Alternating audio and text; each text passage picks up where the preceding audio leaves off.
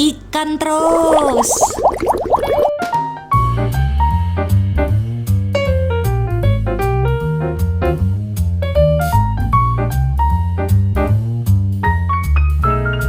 Halo teman-teman, berjumpa lagi di channel Ikan Terus.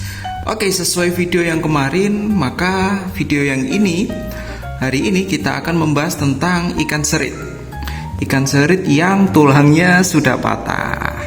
Nah, tapi tulang yang dimaksud pada kali ini adalah bukan tulang ikannya ya teman-teman, tetapi tulang siripnya, tulang ekornya. Tuh, bentar. Nah, tuh kalau teman-teman bisa lihat tuh. Nah, ini lebih terlihat. Nah, kenapa disebut serit? Karena dia emang bentuknya seperti jarum teman-teman, siripnya itu. Tuh, tapi kan teman-teman bisa lihat ada yang patah, ada yang sudah gak simetris gitu ya, udah gak rapi lah istilahnya. Kenapa bisa demikian? Karena banyak hal teman-teman. Salah satunya adalah ketika kita serok ikannya waktu mengganti air atau memindahkan ikannya ke satu wadah ke wadah yang lainnya. Nah, ini biasanya terjadi insiden terjadi patahnya disitulah karena serokannya itu.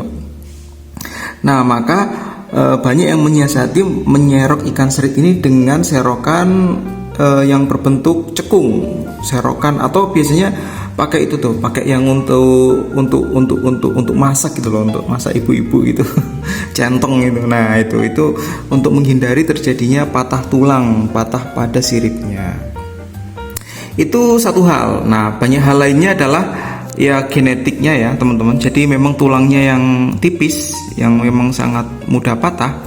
Kedua, karena perawatannya yang salah. Perawatan yang salah di sini adalah terkadang itu wadahnya atau soliternya itu terlalu sempit. Kemudian air juga mempengaruhi. pH-nya ya. pH-nya itu juga bisa mempengaruhi kualitas dari sirip gitu loh. Nah, faktor yang sudah tidak bisa dihindari lagi adalah faktor usia teman-teman. Sama seperti ikan di depan ini yang sedang kita lihat ini. Ini karena faktor usia teman-teman. Usianya sudah kegolong tua. Ikan ini sudah 2 tahun lebih malah. Cuman lebihnya berapa bulannya lupa. Ada di catatan, cuman sedang lupa. Yang jelas ini udah 2 tahun lebih. Jadi dia udah tua. Yang tadinya siripnya panjang-panjang ya, sekarang sudah mulai agak bengkok, agak keriting. Tuh, beberapa udah patah-patah malah. Pokoknya intinya udah nggak simetris. Nah, itu teman-teman, karena usia itu memang hal yang nggak bisa dihindari lagi. Pertanyaan selanjutnya adalah apakah tulang yang patah ini bisa kembali normal, bisa kembali ke kondisi sedia kala? Jawabannya adalah tidak teman-teman. Jadi tulang-tulang yang patah ini tidak akan bisa kembali lagi normal, tidak akan bisa kembali bagus, presisi seperti sedia kala. Jadi gimana caranya untuk memperbaiki tulang-tulang ini? Kalau saran dari aku sih teman-teman, kalau tidak untuk keperluan yang membutuhkan presisi yang tinggi, misalkan contohnya kontes gitu ya, ya sudahlah, nggak apa-apa teman-teman. Biarkanlah apa adanya, mending teman-teman beli ikan yang baru lagi aja. Tapi kalau memang untuk kondisinya untuk kontes, biasanya para pemain kontes itu mereka sudah tahu untuk melakukannya, yaitu dengan cara dicabut teman-teman. Dicabut tulang yang patah itu agar setelah dicabut terus ditata gitulah, intinya pokoknya antar kerapatan antar tulang itu menjadi presisi gitu loh. Nah, sehingga menjadi lebih rapi. Cuman aku sendiri karena tidak dalam hal kontes dan sebagainya, ketika ikan seritku patah gitu seperti ini, ya sudahlah, nggak apa-apa, biarkan saja gitu. Karena kan ya sudah, namanya juga makhluk hidup ya, kita tidak menuntut sempurna. Walaupun sebenarnya yang dinikmati dari ikan cupang ya keindahan dari siripnya ini. Cuman aku sebagai pecinta ikan cupang, menurutku ini hal yang normal sih, malah lebih natural gitu loh. Terkadang yang tidak sempurna itu adalah sempurna. Mungkin teman-teman bertanya-tanya, kenapa kok airnya kuning gitu ya, kuning seperti ini. Jadi teman-teman, beberapa hari yang lalu, 3 hari yang lalu lah, kurang lebih 3 atau 4 hari yang lalu itu, ikan serit yang ini itu sedang terkena penyakit kuncup teman-teman. Nah, apa itu penyakit kuncup? Nah, nanti deh aku bahas di video selanjutnya lagi tentang penyakit kuncup ini. Nah, air kuning ini apa? Air kuning ini adalah cairan akriflavin, teman-teman. Salah satu cairan yang dapat menyembuhkan penyakit kuncup. Nggak cuma akriflavin sih, ada juga obat biru untuk penggemar ikan hias ya, utamanya itu pasti sudah tahu lah tentang obat biru itu. Oke, kembali lagi ke topik utama, patah tulang. Nah, jadi apa sih yang bisa kita lakukan untuk pencegahan atau tindakan preventif? Yang bisa kita lakukan adalah kita mulai dari pakan dulu lah ya. Teman-teman bisa memberikan dia jentik nyamuk ya, karena jentik nyamuk itu kadar kalsiumnya tinggi sehingga membuat tulangnya lebih kuat. Itu bisa juga teman-teman itu menggunakan kalsium tonik, teman-teman. Kalsium tonik itu cairan yang memang diperuntukkan untuk memperkuat tulang-tulang ikan cupang. Nah, penampakannya seperti ini teman-teman, bungkusnya kalsium tonik.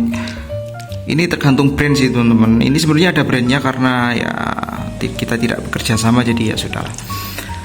Kalsium tonik ini sebenarnya dia diciptakan awalnya ya untuk ikan petarung, ikan cupang yang untuk diadu itu, supaya giginya itu lebih tajam gitu loh. Nah, tapi ternyata digunakan pada ikan serit, pada ikan crown tail ini, itu ternyata juga mujarab membantu memperkuat tulang-tulang siripnya itu, seritnya itu, gitu teman-teman. Jadi untuk opsinya itu teman-teman bisa lakukan seperti yang aku lakukan. Oh ya, untuk pakan sendiri kalau memang nggak ada jentik nyamuk ya sudah tidak usah dipaksakan, karena untuk mencari jentik nyamuk juga agak merepotkan ya, terutama untuk teman-teman yang bekerja di pagi hari sampai sore hari, itu pasti bakal merepotkan. Jadi ya sudah, yang ini aja, yang mudah aja untuk dikasih makan. Berarti teman-teman bisa mengambil cara yang lain, yaitu dengan cara perawatan yang lebih diperhatikan. Misalkan memakai soliter yang lebih luas seperti tempatku nih teman-teman. Nah, ini 4 liter teman-teman. Dia lebih luas, dia bisa bergerak leluasa ke sana kemari sehingga tidak ada kejadian insiden patah tulang, karena mungkin ya tulang siripnya sendiri dia gigit sendiri gitu. Bisa teman-teman itu terjadi kalau soliternya terlalu sempit, dia bisa gigit ekornya dia sendiri, atau karena gerakan-gerakan ekstrimnya itu di tempat yang sempit menyebabkan patahnya tulang. Nah, selanjutnya teman-teman juga harus perhatikan ketika menyerok ikan, ketika pergantian air atau memindahkan ikannya ke soliter yang lain. Nah, itu gunakan yang seperti aku katakan di awal-awal tadi. Mungkin bisa menggunakan centong atau serok yang khusus supaya si tulang ikan ini nggak kegesek atau ketekuk sama serok biasanya itu ya, yang dari kasa itu ya, sehingga menghindari patah tulang tuh. Nah, jadi itu teman-teman video tentang ikan serit yang patah tulang ya. Jadi teman-teman tidak usah khawatir kalau ikan seritnya patah tulang, karena itu memang hal yang sangat wajar, hal yang natural. Dan nggak apa-apa kok untuk ikan cupangnya, dia nggak menyebabkan dia mati juga, nggak gitu loh. Nah, apa nih favorit ikan teman-teman? Apakah sama denganku? Karena favoritku adalah ikan serit, walaupun perawatannya susah-susah gampang sih. Nah, jadi itu saja teman-teman. Selanjutnya aku akan bahas tentang penyakit kuncup ya, mumpung tadi diomongin tentang penyakit kuncup. Jadi kalau kalian suka dengan video ini, kalian bisa like, jangan lupa di share agar semua teman-teman mengetahui info tentang ikan cupang yang patah tulang. Sampai berjumpa di video selanjutnya, bye bye.